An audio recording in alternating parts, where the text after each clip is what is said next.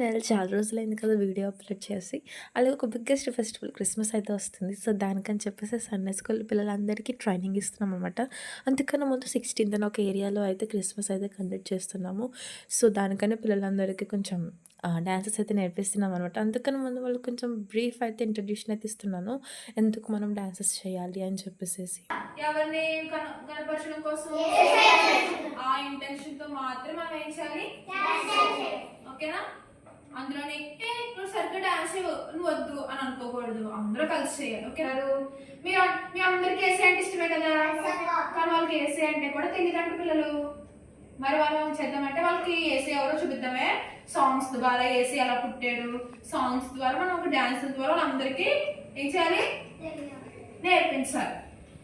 మనం ఇక్కడ నేర్చుకుందాము, మంచిగా డాన్స్ చేద్దాం, ఓకేనా? ఇది డే డన్. Are you ready?